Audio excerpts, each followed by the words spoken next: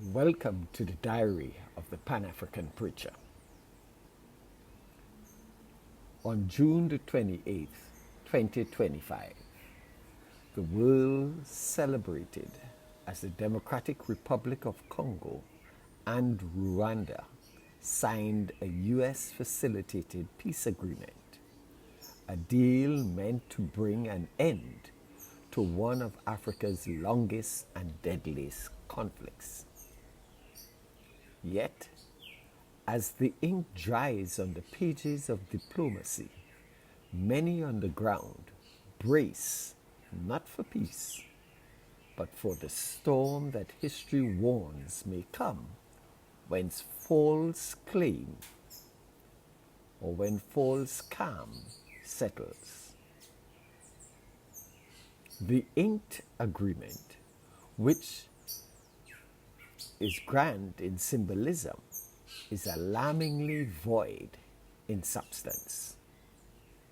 Two key players in the Eastern Congo conflict, the M26 and the FDLR, were not at the table. This exclusion violates a basic tenet of peace mediation, and that is that all principal actors must voluntarily participate for a resolution to hold.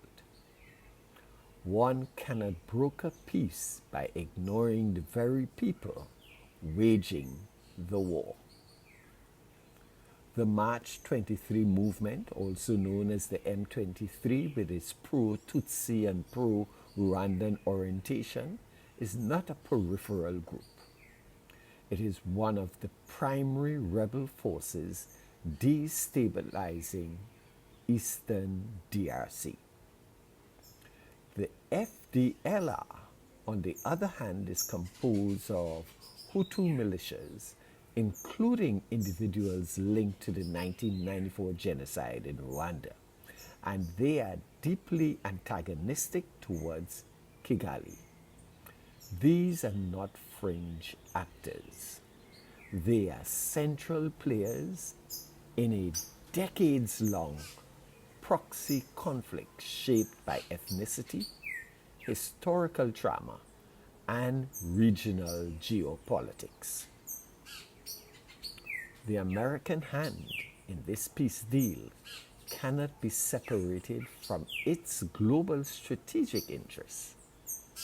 At the heart of this newfound concern for peace in the Great Lakes region lies a scramble for rare and critical minerals: cobalt, coltan, lithium, and copper.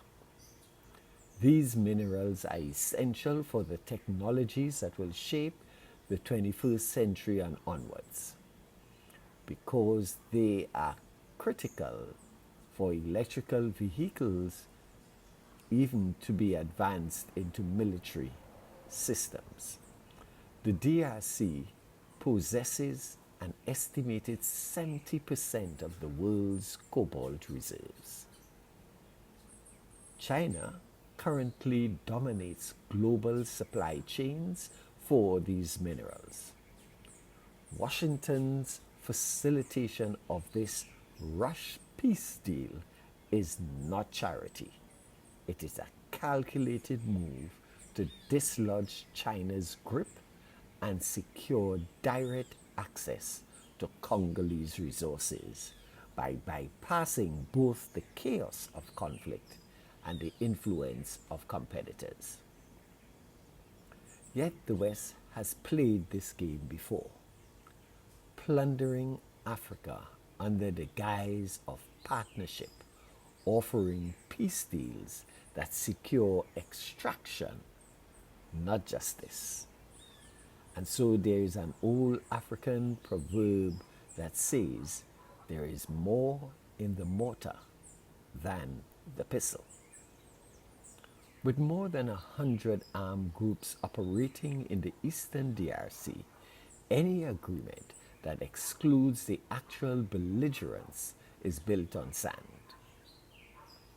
This is not peace, it is pacification, a temporary quieting of the guns while the root causes of war fester underground. Without justice, without inclusion, without addressing the historical wounds and economic exploitation that drive the violence, the deal is nothing more than performance. Africa must learn to read the signs.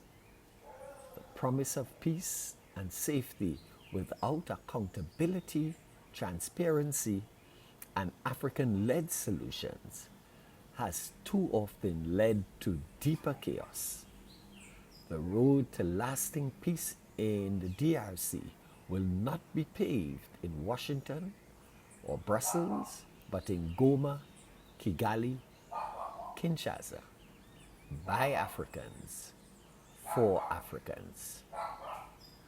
Ashe.